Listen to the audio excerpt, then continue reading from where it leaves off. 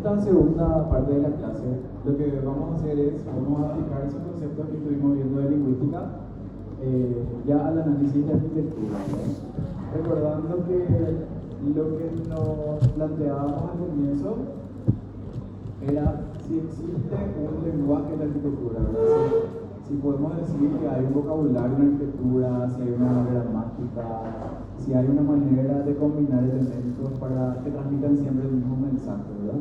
Eso vamos a explorar un poquito ahora en esta parte de la clase. Bueno, ahí tenemos la imagen, este ejemplo veíamos en la clase pasada, ¿verdad? De cómo esta obra venía a irrumpir, esta es la Casa Danzante en Praga, que viene a interrumpir con un lenguaje más tradicional. Entonces está cargado muchísimo simbolismo al estar ubicado en esa esquina, en medio de esos edificios más, en un zócalo bien constante, digamos, ¿verdad? Vamos a pasar. Bueno, ya de entrada vemos acá que los elementos que componen un edificio no son como las palabras, que articuladas convenientemente comunican ideas. No existe un vocabulario en la arquitectura al que podamos recurrir para buscar transmitir un mismo significado. Es decir, no es que nosotros tenemos una serie de elementos como las palabras que juntándolos podemos transmitir un mismo significado. Ahora no es que yo digo, si pongo estas 4 columnas así, con estas vías así, bueno, esto tiene una forma triangular y combino todo esto, estoy transmitiendo el mensaje de autoritarismo, por ejemplo, ¿verdad? No existe esto en la arquitectura de manera similar en el lenguaje, que yo sé que si junto una serie de palabras estoy transmitiendo un mensaje que va a ser entendido por las demás personas, ¿verdad? Sin embargo, todas las elecciones que hace el arquitecto durante el proceso de proyecto y concreción de una obra tienen la intención, consciente o no, de transmitir algo, ¿verdad? Si bien, entonces, al unir pilares con vigas y ciertas formas, no vamos a transmitir exactamente un mensaje similar, si es que esa unión se repite en otro lado, no es que vamos a transmitir el mismo mensaje, sino que este mensaje está asociado al contexto, a las elecciones constructivas, a las elecciones espaciales de los arquitectos y las arquitectas. Si se acuerdan ese ejemplo que veíamos en la clase pasada de esta sala en el Museo Judío de Liechtenstein, que estaba llena de circulitos con caras metálicas en el piso, ¿verdad? Ahí el mensaje, bueno, es un mensaje sombrío, de angustia, quizás hasta de miedo, de incertidumbre, ¿verdad? Pero este mensaje está dado por las elecciones proyectuales, ¿verdad? Por la poca entrada de luz, por la forma del espacio en sí, que tiene esta forma de laberinto, con estos ángulos muy marcados, y acentuado, por supuesto, por esta obra de arte que está en el piso, que produce un sonido también, ¿verdad? Entonces, la combinación de todos estos elementos es lo que transmite un mensaje. Y ese mensaje solamente se transmite en ese espacio, en ese contexto, además por todo lo que significa, por todo lo que quiere recordar el museo en sí mismo, ¿verdad? La arquitectura como producto cultural transmite o comunica conocimientos y experiencia. ¿Por qué transmite experiencia? Porque también a través de la arquitectura podemos aprender sobre la técnica, ¿verdad? Si hacemos un análisis de cómo se construyó un determinado edificio en un determinado tiempo, nos va a contar también mucho de la cultura tecnológica del momento, ¿verdad? De los avances. A su vez, la arquitectura en cuanto al lenguaje simbólico comunica valores de índole sociocultural, ¿verdad?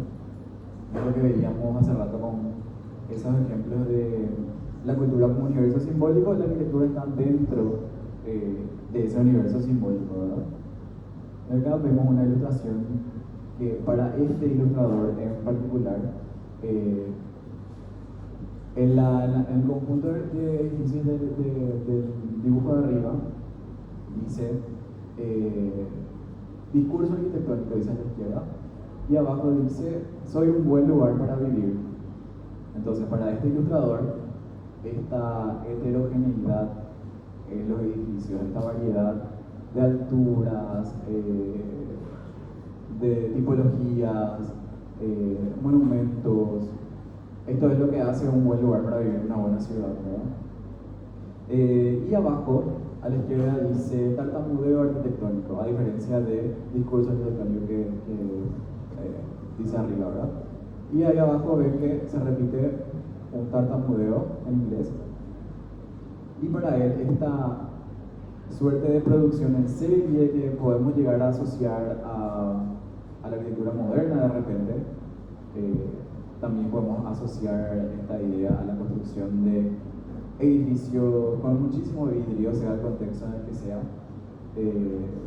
Bueno, para él esto implica un tartamudeo, o sea, él dice que en esto no hay mucho mensaje, no hay un mensaje, por lo menos mensaje siempre va a haber, pero no hay un mensaje con contenido, ¿verdad? Significativo para él, por lo menos, ¿verdad?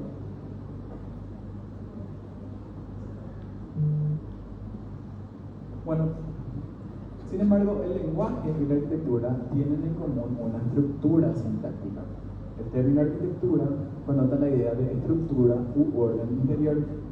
Y esta estructura no se refiere solamente a cómo está sostenido el edificio, a cuestiones tectónicas, sino a una organización, jerarquía, orden, lógica y la relación de las partes entre sí.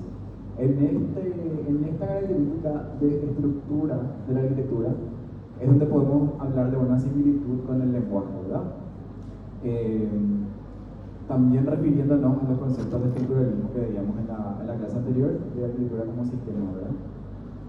La arquitectura, tanto como el lenguaje, tiene una organización, una jerarquía, un orden, una lógica que nosotros conocemos y aplicamos a la hora de proyectar y también podemos indagarla a la hora de analizar una obra de arquitectura, ¿verdad? Acá tenemos el ejemplo de la Casa Habana de Robert Venturi, que surge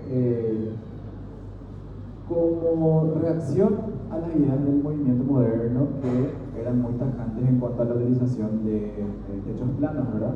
Entonces Robert Venturi lo plantea acá con ya este edificio considerado postmoderno, la vuelta al techo inclinado, ¿verdad? Entonces es como casi como un manifiesto reaccionario y en contra de las ideas del movimiento moderno que hace Venturi acá, ¿verdad?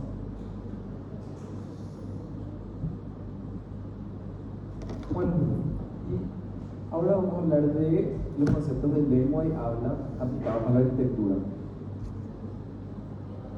¿Puedes dar uno más, por favor?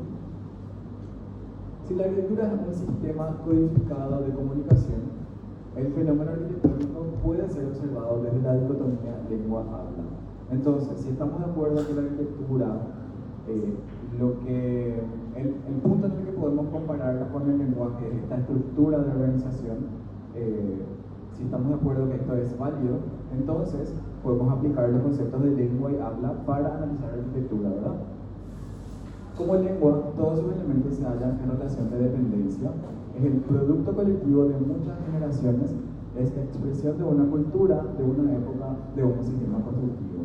Entonces, si hablamos de lengua en la arquitectura, estamos hablando de estilo, ¿verdad? De una serie de edificios que surgen en un determinado momento de la historia que utilizan elementos que son aceptados universalmente y que corresponden a un estilo determinado, ¿verdad?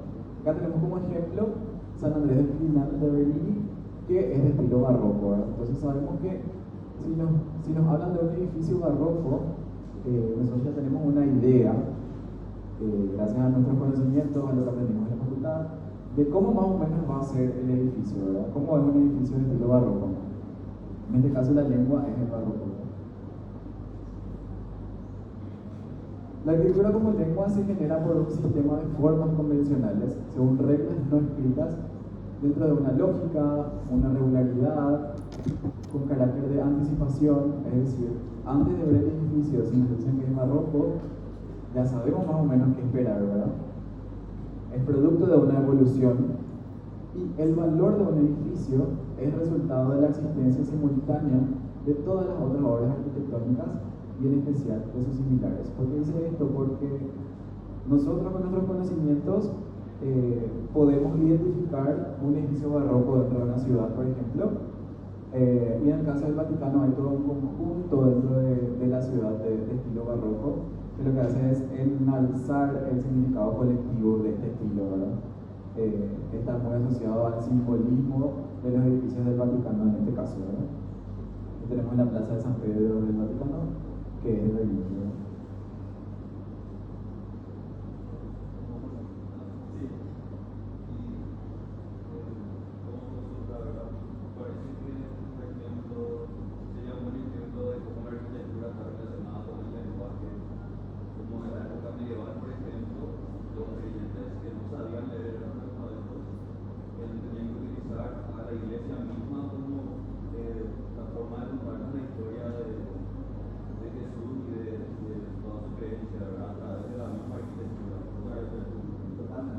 No sé si todos escucharon, pero Santi habla de cómo en la época medieval la iglesia era como un libro donde, ya que los creyentes no tenían muchas veces las herramientas para leer, eran analfabetos, entonces la iglesia misma era donde ellos aprendían sobre la religión, la fe, la historia de la iglesia, la historia de Jesús, de los santos, etc., ¿no? Haciendo esta relación, analogía de la escritura como lenguaje, ¿no? Buen ejemplo.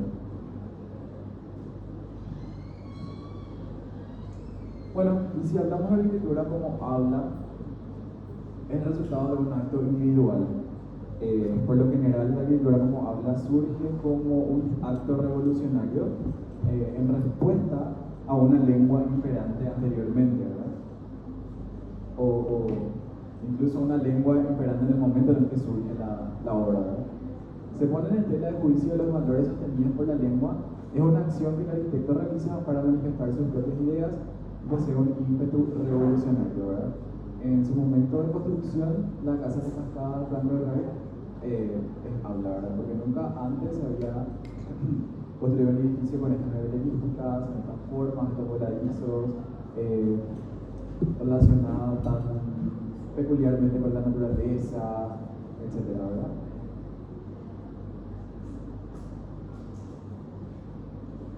La escritura como habla es innovativa, es individual, es personal y consciente. Tiene la intención de interactuar sobre el medio normalizado, es decir, interactuar con una serie de otras arquitecturas que probablemente responden a otro lenguaje. Pretende influenciar el medio y, si es posible, modificarlo. Vamos a ver cómo estas obras que en un comienzo surgen como hablan, algo normal es que luego vayan a formar una nueva lengua, ¿verdad? Eso vamos a ir viendo a medida que pasemos. La arquitectura como habla es rebelde, es desobediente, arbitraria y, por ser imprevisible, sorprendente. Ahí tenemos un ejemplo de la casa de Antoni Gaudí como habla, ¿verdad? Bueno, y como les decía, la mayoría de las obras paradigmáticas fueron transgresiones a las normas establecidas que en un primer momento surgen como habla, pero luego fueron incorporadas a la lengua. Le Corbusier con Ronchamp rompió en forma violenta la continuidad y coherencia de su producción anterior. Con Ronchamp entonces va en contra de sus propios principios de techo plano, sobre pilotes, etc. La escritura es un sistema establecido a través de una evolución, dice. Bueno, algo que es súper importante para la hora del análisis de las obras de arquitectura es que una opción súper válida es que la obra surja en aquel momento como habla, como algo revolucionario, como algo diferente, y que después esta acción de este primer arquitecto, de esta primera arquitecta, sea repetida por otro o por él mismo, entonces se forma una nueva lengua, ¿verdad? Entonces es válido que ustedes hagan ese análisis de repente de las obras que analicen, que digan en un primer momento surge como habla y luego se incorpora a una lengua, ¿verdad? Lo que no es correcto es decir que una misma obra es las dos cosas al mismo tiempo, eso no es posible, ¿verdad? Entonces, como siempre decimos, lo importante es la justificación del análisis, ¿verdad? Bueno, eso, para que no se confundan. a la hora de hacer el análisis. ¿Cómo pasa? Sí. Particularmente en este punto, ya sea del trabajo o del examen, por ejemplo, me acuerda que la gente no entiende que tiene que caracterizar dentro del mundo de los dos, ya sea habla o lengua. Por ejemplo, cuando les pide que hablen del lenguaje, hablan de lo que el arquitecto quiso expresar, lo que quiso decir, por así decir, pero no meten en una categoría y tienen que hacer eso. O sea, como dijo, lo que tiene que decir, si empezó siendo habla y luego se convirtió en lengua, explícame por qué. O si directamente fue lengua o habla, explicar, o sea, tiene que justificar, pero sí tienen que meter dentro de uno de los grupos o explicar qué pasó por uno y luego terminar el otro. Ok, ¿se entiende eso? Entonces hay tres opciones, o en lengua, o en habla, o empezó como habla y luego fue incorporado a la lengua, pero nunca es los dos a la vez. Bueno, pasamos. Obras que marcaron de una manera decisiva la historia del movimiento moderno, como la de Savoie, la Casa Robin, el pabellón alemán de Barcelona, fueron contribuciones a nivel habla que luego se incorporaron a la lengua, ¿verdad? Que es lo que venimos diciendo. Bueno, y ahora vamos a hablar de los conceptos de denotación y connotación en la arquitectura, que en este caso van a estar muy relacionados con los conceptos de función que habíamos visto en la clase anterior de arquitectura como sistema, que veíamos que se dividía en tres partes, ¿verdad? Función pragmática, simbólica y psicológica, ¿verdad? Vamos a ver ahora cómo se relaciona eso con la denotación y connotación. La utilidad es la condición inicial del hecho arquitectónico, como decimos siempre. La función es lo que hace que genere el proceso del proyecto arquitectónico, ¿verdad? La función básica es lo que la arquitectura denota. Si volvemos a nuestro ejemplo de bandera, cuando decimos que lo que se denota es un lienzo de tres colores con un círculo y una estrella en el medio, para el caso de la arquitectura, lo que se denota es la función primaria, ¿verdad? En este caso, posee una significación directa, simple y de comprensión automática. La puerta es un vano que permite entrar y salir. Una puerta tiene un significado preciso, denota su utilidad. Entrada y salida es la denotación de esta puerta. La denotación está asociada a la función pragmática de la arquitectura, lo que decimos. Sin embargo, una puerta puede contener diversos otros significados, puede adquirir otros sentidos según el contexto, la cultura, según las intenciones proyectuales de los autores, las autoras. En este caso tenemos la puerta de Brandenburgo, que tiene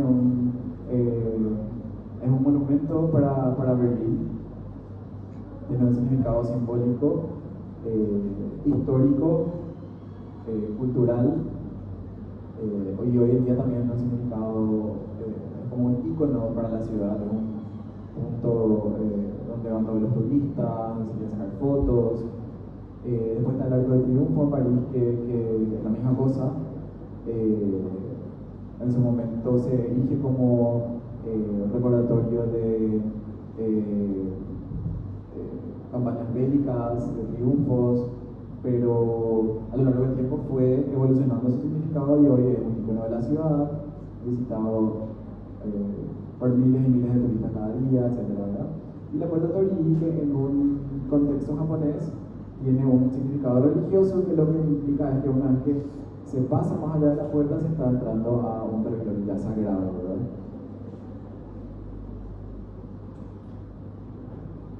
Bueno, como decimos siempre, la función primaria, si bien es el origen de la arquitectura, para nosotros como cátedra no es suficiente, ¿verdad? Siempre decimos que hablamos de arquitectura cuando se trasciende esa función primaria para producir algo en el usuario, para conmover, y eso que se produce en el usuario, ese hecho de conmover, es lo que está asociado a la connotación en la arquitectura, ¿verdad? La configuración de sus aspectos formales confiere a la construcción el estatuto de obra de la arquitectura cuando aparecen contenidos simbólicos, cuando hay significados, cuando me conmueve el edificio, ¿verdad? Los aspectos simbólicos tienen que ver con aquello que la arquitectura connota. El carácter de connotación se deriva de los aspectos estéticos, tecnoconstructivos, socioculturales, económicos, contextuales, ambientales. Volvemos a ese ejemplo Museo de Liechtenstein, donde se juntan todos estos elementos para transmitir un mensaje determinado, ¿verdad?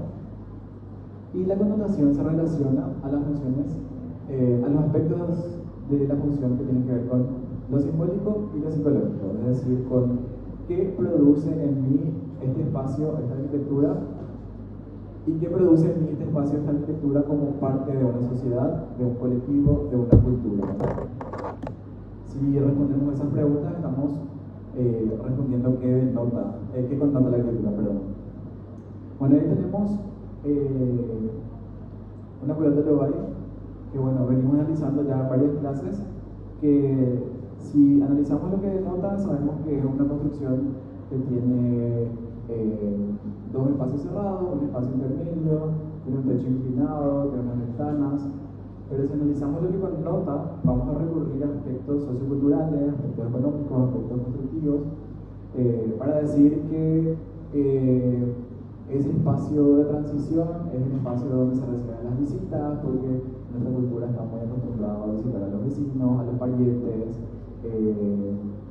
responde también al clima, a la manera en la que vivimos en nuestro contexto determinado, a qué necesitamos para protegernos de nuestro calor, de nuestras lluvias, etc., ¿verdad? Bueno, y acá otros ejemplos donde tenemos la Catedral de Brasilia, donde si hablamos de lo que se denota, bueno, vemos una serie de pilares inclinados, vemos el uso de vidrio, si hablamos del uso directo, sabemos que una catedral está destinada a la protección de la religión, pero si hablamos de lo que connota, bueno, se dice que el arquitecto a través de los pilares quiere representar a los 12 apóstoles, ese gesto de subir hacia el cielo, podemos decir que es una búsqueda de conectar con Dios, con el cielo, con lo que sabemos que pasa después de la muerte, por ejemplo. Bueno, ya tiene que ver con una serie de creencias religiosas, ¿verdad?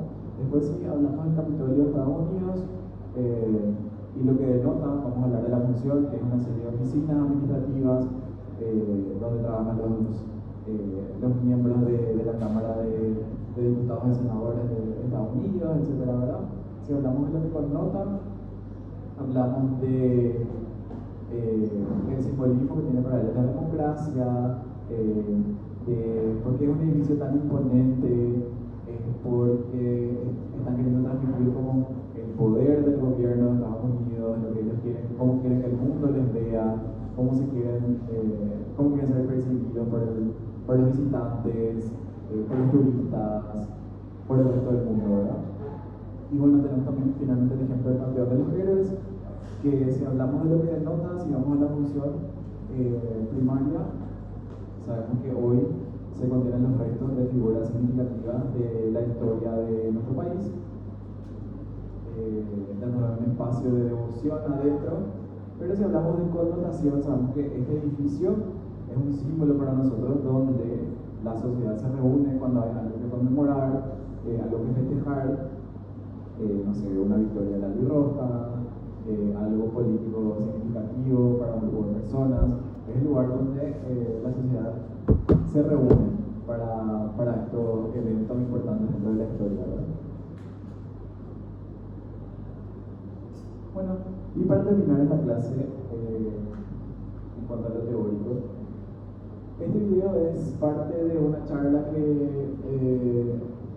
dio un arquitecto indígena, que alguna vez tuvimos el privilegio de tener acá en la clase, que hizo su tesis sobre la vivienda indígena, la vivienda de su etnia, ¿verdad? Analizando justamente el simbolismo, ¿verdad? Entonces vamos a ver cómo dentro de una vivienda que para personas que no conocen de nuestro vocabulario, de nuestro mundo, si volvemos a los conceptos que veíamos antes, quizás sea una vivienda muy rudimentaria, muy básica, pero acá vamos a ver cómo dentro de cada elección tecnológica, de orientación, hay muchísimo simbolismo relacionado a las creencias del grupo indígena, ¿no? Vamos a ver.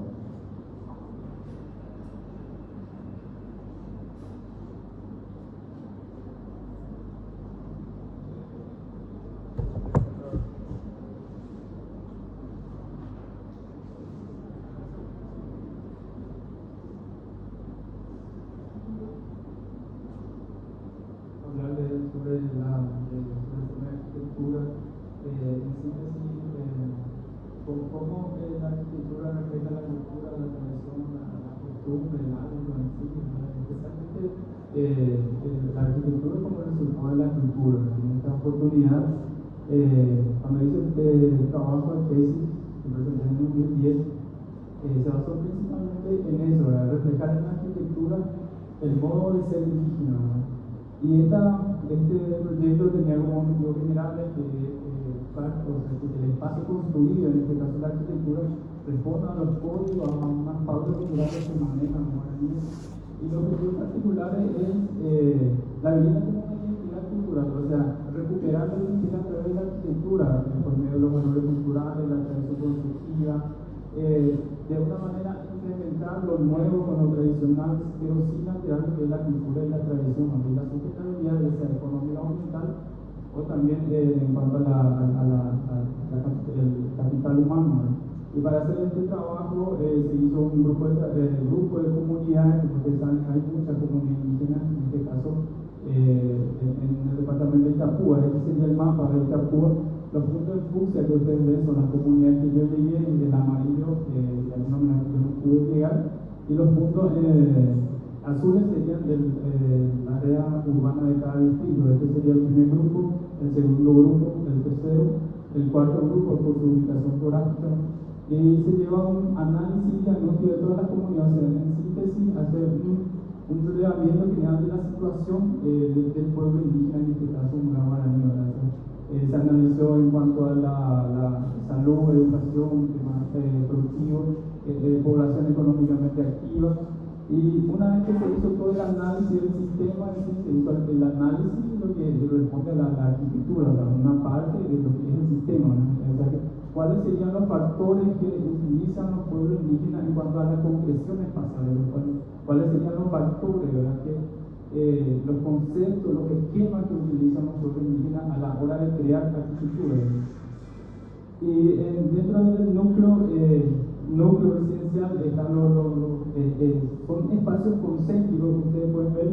Esta parte sería la parte productiva, sería la sala de estar de las casas, ¿verdad? En síntesis, acá en esta área generalmente los indígenas pasan mucho más tiempo, ¿verdad? Sería la sala de estar de las casas.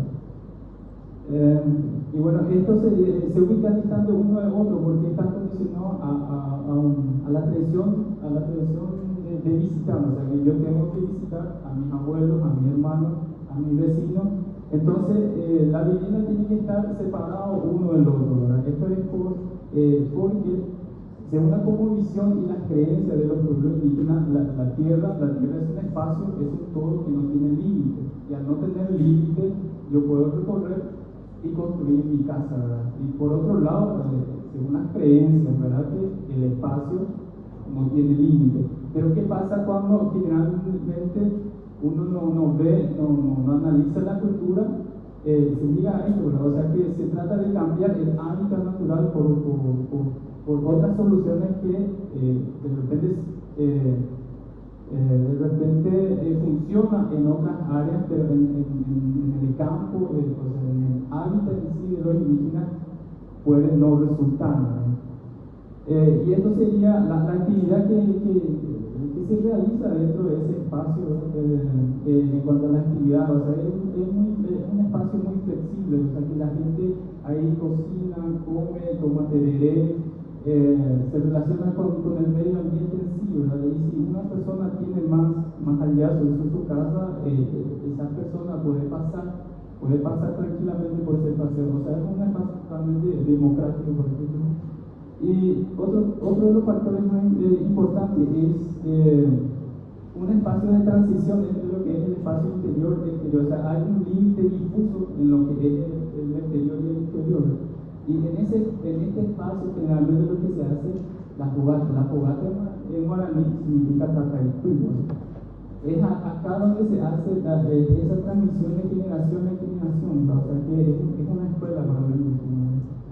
Otro de los factores más importantes es la orientación en una arquitectura no indígena. El norte es lo condicionante, o sea que las piezas tienen que estar hacia el norte. En el caso de los indígenas, en el caso de la arquitectura de los guaraní, la orientación principal es el este porque es el guaraquinecén, o sea que es donde son Peñamandú y tiene que entrar dentro del espacio interior de las casas, ¿verdad? Entonces, la vivienda está orientada completamente hacia el este, los tres cuadrantes están totalmente cerrados por las creencias religiosas. En cuanto a las alturas, Le Corbusier, por ejemplo, tenía su moulor, el moulor de Corbusier era el hombre en sí. En el caso de los guaraníes también tenemos el moulor. Entonces, la arquitectura refleja el esquema, o sea, el espacio que utiliza el hombre, estando de pie o acostado. Ahora, en este caso, es la altura máxima que llega en cuanto a la creación de la fachada, la altura total.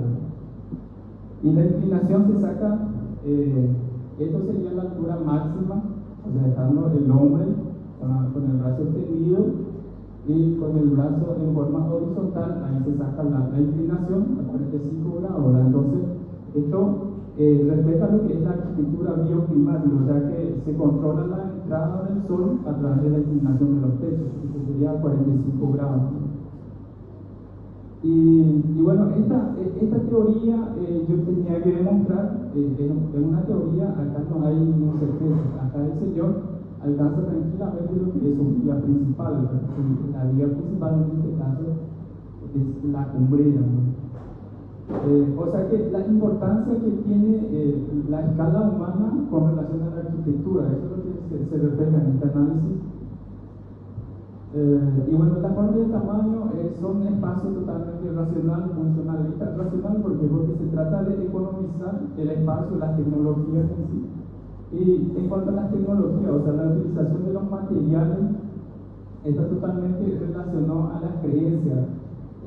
Según nuestros abuelos, la vivienda indígena tiene que estar hecha de los materiales de la naturaleza, como la tierra, la madera, las tacuaras, el capillí. Entonces, el concepto que se utiliza o sea, da el resultado tecnológico, formal, espacial y funcional, ¿no?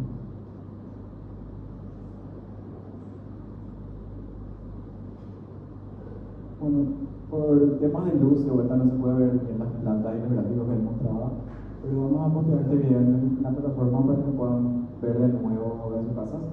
Pero bueno, unas cuestiones interesantes de las que habla el arquitecto, como vieron ahí hasta los materiales constructivos, la elección de los materiales proviene de sus creencias, las orientaciones, ellos tienen un módulo, o sea, hay un universo de simbología dentro de su arquitectura, ¿verdad? Que, como él bien decía, de repente, políticas de gobierno pretenden de repente desplazarles de su hábitat para meterles en tipologías de arquitectura de estas, podemos decir, Coconavi, de MOOC, que no responden a su manera de vivir, a su esencia, a su cultura, ¿verdad?